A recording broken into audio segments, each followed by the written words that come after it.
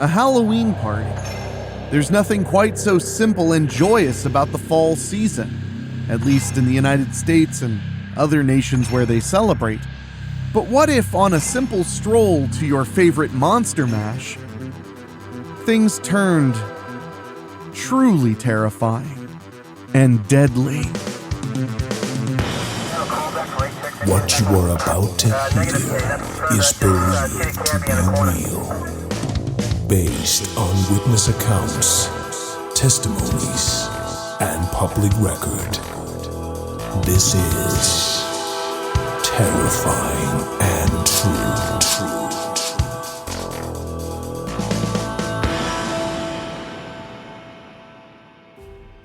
Have you ever heard of a door knock that led to a murder? Or linguistic barriers that ended up being fatal? Well, tonight, we're going to be talking about the case of a boy whose life was tragically cut short for those very reasons. We are going to take a deep dive into the heartbreaking case of Yoshihiro Hattori, the 16-year-old Japanese boy who tragically lost his life while making his way to a Halloween party. Something worth running through your mind as you're preparing for your own fall extravaganzas. We're going to cover all the pertinent details right here on Terrifying and True, so make sure you're subscribed and ready after these quick words from our sponsors.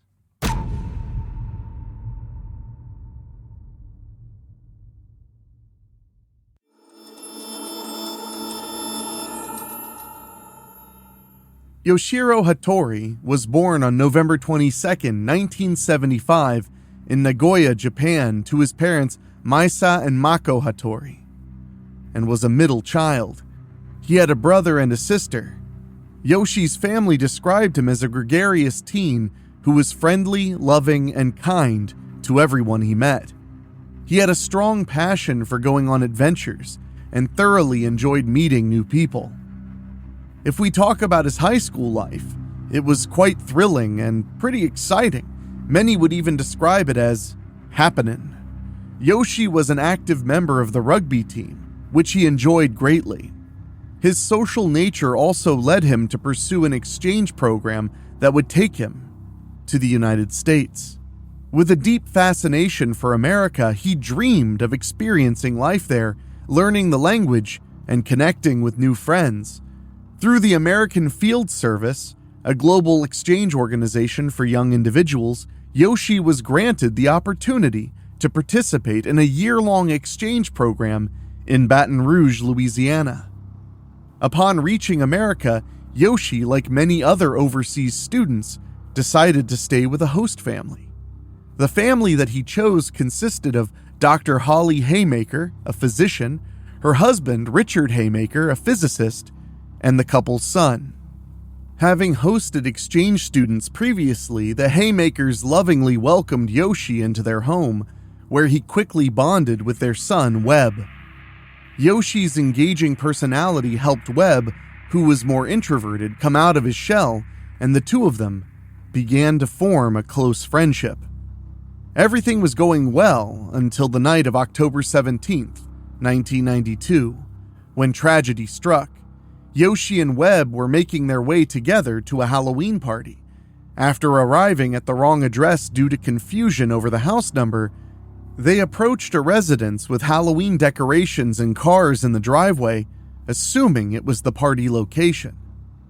They rang the doorbell, and when there was no response, they began to walk back to their car. As they were leaving, a man named Rodney Pierres opened the door holding a Magnum revolver. He had been alerted to the presence of the teenagers at his door and, fearing for his safety, confronted them. Mistaking Yoshi's intentions due to a language barrier and his outgoing demeanor, Rodney felt threatened and demanded them to freeze. Tragically, Yoshi continued to approach him with excitement, not comprehending the situation or, for that matter, fully understanding the language that the man was speaking. Believing he was acting in self-defense, Rodney shot Yoshi in the chest, leaving him fatally wounded. In another part of town, the Haymakers were leaving the movie theater after watching The Last of the Mohicans. As they strolled away from the theater, Holly's pager suddenly went off, prompting her to dial the number. On the other end of the line was a police officer, who informed her that Webb was safe, but there was distressing news about Yoshi. Holly informed the officer that they would head to the hospital to meet with the police. The officer, however, assured her it would not be necessary. Acting swiftly, Richard and Holly rushed to the police station to find Webb alone, unaware of the tragic turn of events that had transpired after the ambulance had departed. They broke the devastating news to their son. Yoshi's parents were informed of the heartbreaking news as well through an exchange program worker. Miko, Yoshi's mother, sought solace in her son's childhood room, overcome by grief and tears as you would imagine any parent in a similar situation would. The aftermath of this heartbreaking incident saw grief and shock ripple through both Yoshi's family, as well as the community. The legal trials that were conducted to solve the case and provide justice captured national and international attention, shedding light on cultural differences, self-defense laws, and the tragic loss of a young life. As the legal proceedings unfolded, the Hattori family, along with the Haymakers, worked tirelessly to pursue justice for Yoshi and ensure that his story would not be forgotten. Back in Baton Rouge, Rodney Pierre's trial became quite the media circus. Police initially released Pierre's without charge, assuming he was within his rights to shoot a trespasser. But after complaints from Louisiana's governor and Japan's consul in New Orleans, he was charged with manslaughter. This decision received mixed reactions from the public. Supporters of Rodney argued that he was protecting his home, while others mourned Yoshi's untimely death and called for justice. His lawyers worked hard to establish his actions as self-defense. They said Pierre's was, quote, no killer, simply, quote, one of your neighbors, who was reacting to Yoshi's, quote, extremely unusual way of moving. Meanwhile, Bonnie Pierre's, Rodney's wife, who first opened the door, told the court Yoshi had scared her and she had ordered her husband to, quote, get the gun. The defense worked, and in May of 1993, Rodney Pierre's was acquitted after a jury deliberation of just 3 hours. The Haymaker family offered unwavering support to the Hattori family throughout the entire ordeal. When the verdict was delivered in favor of Rodney, both families were outside the courtroom, taking a moment to process the news. Richard Haymaker expressed shock and disbelief at Rodney's acquittal, feeling that justice had not been served. Webb Haymaker shared the same sentiment, believing that Rodney's defense had portrayed Yoshi inaccurately as a menacing figure, which was far from the truth.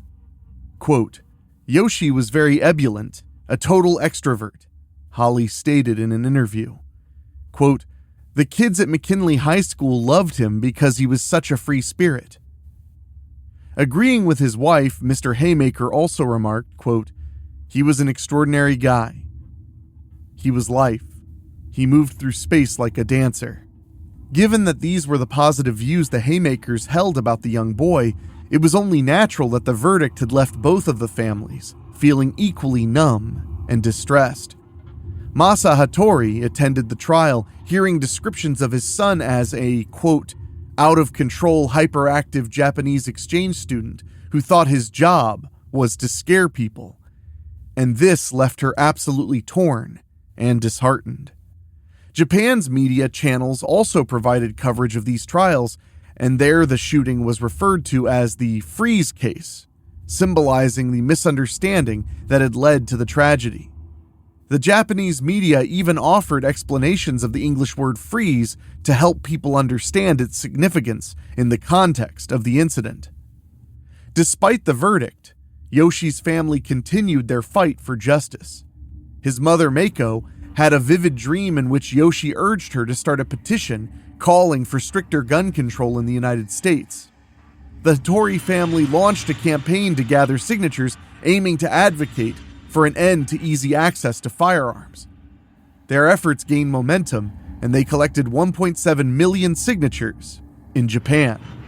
Both the Hattori and Haymaker families were dedicated to their cause. Richard Haymaker quit his job to focus on the campaign, gathering over 150,000 signatures through handwritten letters and phone calls.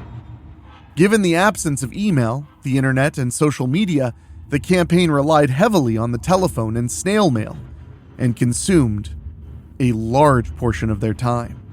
These petitions, though, truly were heartfelt appeals to the American people, urging them to reconsider the prevalence of firearms in society. Eventually, the persistence of both families led to a significant development when President Bill Clinton reached out to offer his condolences and support. In November, the Hattori and Haymaker families met with President Clinton at the White House. This meeting aimed to emphasize the need for stricter gun control measures. President Clinton subsequently signed the Brady Handgun Violence Prevention Act into law, mandating background checks and waiting periods for gun purchases. It is worth mentioning that had that law been in effect prior, it would not have in any way prevented the shooting of Yoshi Hattori. The firearm was not purchased by somebody who should not legally have the right to maintain it. And also, it was not purchased suddenly to be used against someone. In December of 1993, U.S. Ambassador to Japan Walter Mondale visited the Hattoris in Nagoya, presenting them with a copy of the law, the Brady Bill. He acknowledged their pivotal role in the passage of the bill, which had been introduced originally in 1991, but was only brought to vote months after Yoshi's tragic demise. That subsequent fall, in September of 1994, Congress enacted the Federal Assault Weapon Ban, a 10-year prohibition on the manufacturing of certain semi-automatic weapons for civilian use. It is also worth mentioning that had that law been in effect prior, it also would not have prevented the shooting of Yoshi Hattori. The firearm used was not designated by any definition to be an assault weapon. The Hattori family, however, did not stop their efforts there. They pursued a civil lawsuit against Rodney Pierce and his homeowner's insurance company. During the trial, the racial aspect of the incident was highlighted, suggesting that Yoshi's appearance played a role in the shooting. The judge ruled against the defense's self-defense claim, holding Rodney liable for Yoshi's death and awarding the Hattori family damages. In memory of Yoshi, the Hattori family has also established the Yoshihiro Hattori Memorial Fund, which offers scholarships to high school students for intercultural exchange. The fund has provided numerous students with the opportunity to travel and study in Japan. This initiative aims to promote friendship and understanding between Japan and the United States, carrying on in Yoshi's spirit. Yoshi's tragic story was later fictionalized in TV shows and documentaries, raising awareness about the case. The impact of his death on both the Hattori and Haymaker families has been profound, shaping their lives and inspiring them to work toward positive exchange. The case of Yoshihiro Hattori is a tragic tale, and it continues to haunt the hearts of many around the globe. A young Japanese teenager, full of life and dreams, had his promising future abruptly cut short due to a knock on the wrong door and a linguistic barrier. It's almost unbelievable. However, if you attempt to put yourself in the shoes of the homeowner, in times like these, seconds do count. And, for all he knew, a man was simply approaching him as he held a gun and yelled "freeze," and wouldn't relent. It truly is a very complex case, but nevertheless extremely heartbreaking. Yet in the face of this unspeakable loss, Yoshihiro Hattori's memory lives on, as a reminder of the complexities of human interaction, the importance of understanding and empathy, and the need for a world where tragedies like these are prevented. So the question becomes, how do you prevent a tragedy like this? The laws that were passed would not have prevented it. Many have even accused politicians of simply taking advantage of the tragedy. A story like this is hard to really nail down. Often these stories feel very black and white. This story seems like a true tragedy in every direction. From all the research I was able to do, the Pierce family was hugely shattered from the incident, and not just financially from having to pay $650,000 in damages either. No one came out of this happy. No one came out of this relieved, and worst of all, there were no answers. Because sometimes, bad things happen to good people. And no matter how much we fight, how much we hem and haw, how much we try to prevent, our hearts will be broken. That's something I've definitely learned doing Terrifying and True. Bad things happen. Sometimes they can be prevented, sometimes they can be stopped, sometimes they can be explained. And other times, we're all just left in the lurch. Left to handle our own pain all by ourselves. I wish I had a more positive spin to put on this, but I don't. In my mind, I don't know how we could have prevented this tragedy in a reasonable way. The United States of America has always had cultural issues, whether flagrant racism or simply misunderstandings. It's part of the melting pot that makes our society so great, so powerful. But it also causes unforeseen consequences. And they really, truly are heartbreaking. Terrifying and True is narrated by Enrique Couto, executive produced by Rob Fields and Joshua Butler, produced by Daniel Wilder with original theme music by Ray Mattis. If you have a story you'd like us to cover on the program, send us an email at weeklyspooky@gmail.com. And if you want to support us in a very direct way, go to weeklyspooky.com and click on Patreon. For as little as $1 a month, you can support us and allow us to keep the spooky rolling and rolling and rolling. And I want to say a big thank you to our Patreon podcast boosters, folks who pay just a little bit more to hear their names at the end of the show. And they are Johnny Nix, Bobbletopia.com, Megan Hua, Julia Kirsch, Brent McCullough, Steve King, Karen Weemet, Jack Kerr, and Craig Cohen. Thank you all so much, and we'll see you next time right here on Weekly Spooky and Terrifying and True.